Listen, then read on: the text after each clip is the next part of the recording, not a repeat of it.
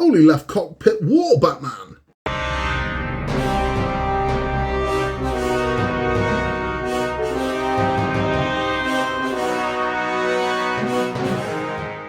Hello there and welcome back to Building the Boys. We now have issue 27 of Hachette's Batmobile Tumbler. And we are not building chairs, that's a wonderful thing. We are building the left cockpit wall. Now this gives us a bit of a glimpse of the future because we are putting light fittings into this. We're not fitting lights to this, but we're fitting lights. Now this means I can see how the cockpit's going to light up from the sides and it's going to look good. I can already tell this is going to look good because we have these ports for lights. So light's going to shine into this cockpit and it's going to look bloody good. You can just tell this is going to look nice. It doesn't look overly complicated, if I'm honest with you. That's probably my famous last word. So what we're going to do is we're going to put in what's essentially shades to sort of dim the light down. We did this with Iron Man, put them inside the helmet. And then we're going to put reflectors in the back of it. So we've got a mirrored section that's going to enhance that light and then one that's going to dim it down a little bit like a filter. Once we've done those parts, it is then just a case of attaching it to the cockpit itself. So we're going to start enclosing the cockpit. This thing's going to start looking good. So without further ado, let's get this open. Let's get into this. Okay, so here is what we get with issue 27. So we have these two light inputs there. We have our two light filters here. And we have a bag of GP screws. The first time we used the GP screws, I believe. I might be wrong, but I don't think I think that's the first time I used them. So the first thing we're going to do is we're going to fit light filters. Now, something to take note of is these two metal pieces here are not the same. You have this one here which is curved and this one here has a square edge to it. Got to bear that in mind because the first one we're going to be using is the curved one, not the square edge one, the curved one. But what we're going to do is turn in this one over. Let's move these. We have this filter here with the buttons. You see that? So that one is going to go in there, like so. And we're going to push that right down and in. So that's how that's going to look. Now we know all that is going to light up. This is what I'm saying. This is going to be nice, man. Right, so that goes there. Now using this one here, this is our curved one, this is going to fit in here like so. And we're going to push this down in. And it's just pushed to fit. Not too happy with that. This is what they're saying. This is pushed to fit. I don't feel very fit. Let's get this pushed down. You will do.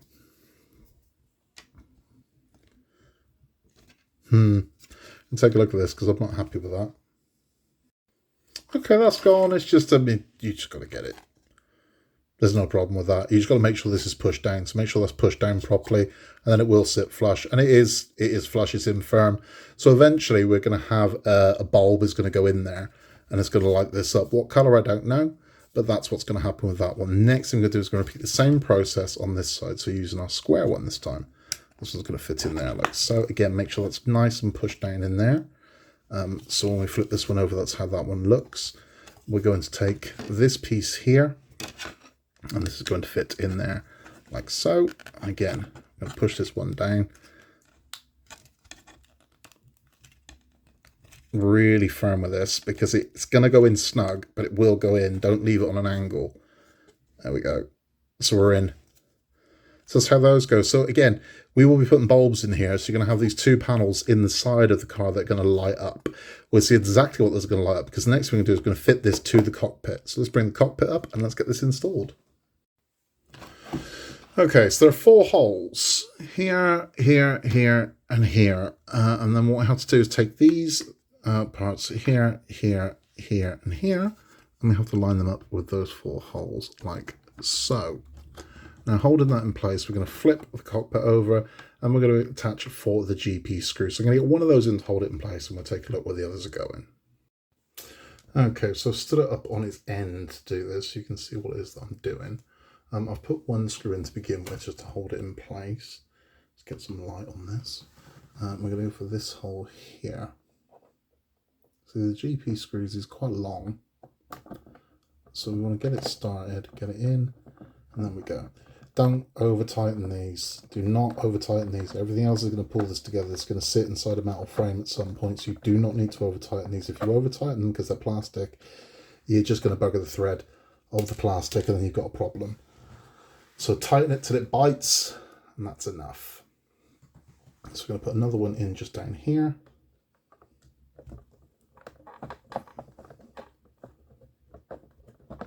Again, I can feel that going in nice. It's cut its own thread. But if you over tighten it, you'll ball that out. That'll just start. That's it. It's tight enough. That's fine. And then one more right at the top here. Just, you can't see what I'm doing. Now you can. Right, so one more just in here.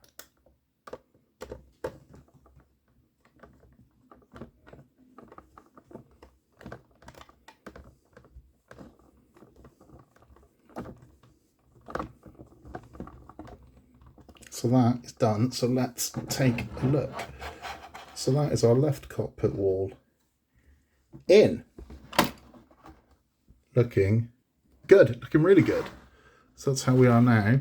And you can see where the light's going to shine in. So the light's going to shine in over here, where we can see our, let's get a zoom on this.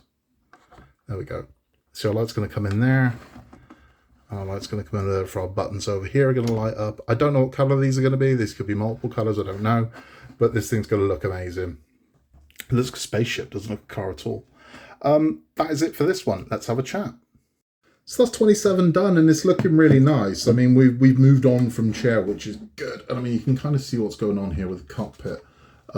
It's nice. We're getting some body to this now. We're getting an idea of sort of getting compacted in. It's nice to move on, you know. The next one is going to be the opposite sides. We do the right-hand wall, so it is a bit more repetition, unfortunately. But nature of the beast, man. It's a car. You're gonna repeat. That's what's going to happen. But it's looking good. We're moving on, and that's important. If you are just sticking around with build instructions, thank you for stopping by. If you are hanging out for our Batman talk, we are talking about Batman Forever. I'm going to talk about the fallout of Batman Forever and exactly what it did for comic book movies. So, Batman Forever did massive business, right? Huge business. No, it was the highest grossing superhero movie ever up to that point. And that sounds hard to believe because you think about Superman and things like that. But no, this was it. It was the sixth highest grossing film of 1995 in a very loaded summer.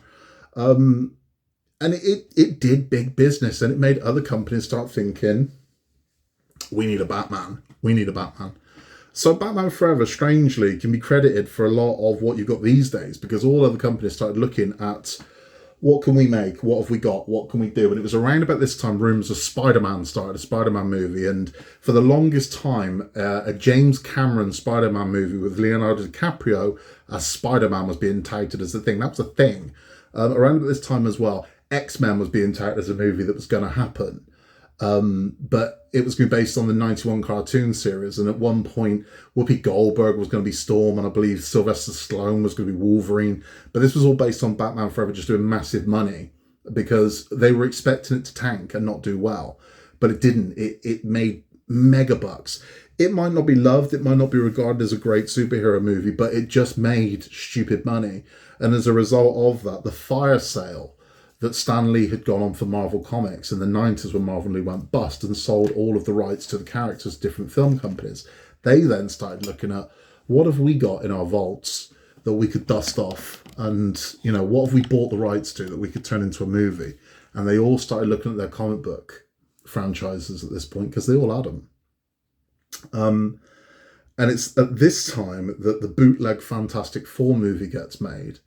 So the rights to Fantastic Four had been sold, and it was a pay-or-play contract. So basically, if you didn't have a Fantastic Four movie in production, the rights reverted back to Marvel.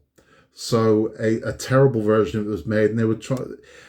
Batman Forever's legacy is actually a lot more than you'd think it would be. It's huge because it's why they made Blade in 1998, because they had something. So dark action movies are doing well and superhero movies are doing well, and someone realized that we've got Blade, and they made Blade, and they made X-Men, and here we are. So Batman Forever, even though it seems like forever ago, was only 3 or 4 years before the beginning of the superhero boom.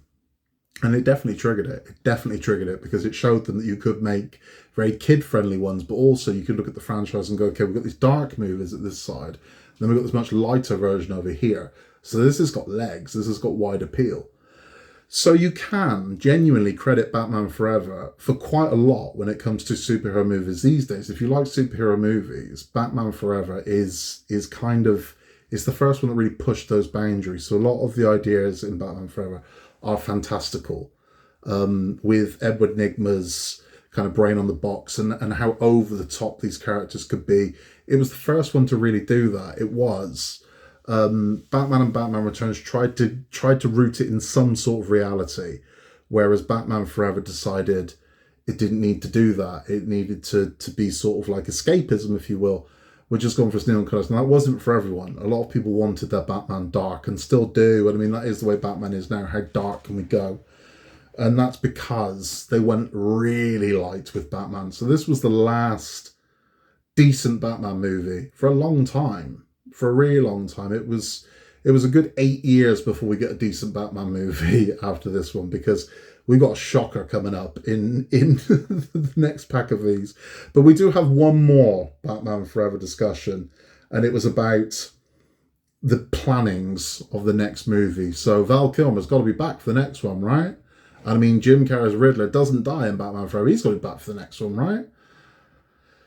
No. So we'll talk about why they didn't come back and the remarkable story of the island of Dr. Moreau.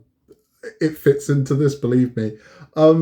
That's all from me. In a world where you can be anything at all, just be nice. You can contact us on buildwiththeboys@outlook.com. And if you haven't yet, please remember to like and subscribe. We will see you very soon. Remember, until then, Gotham needs us.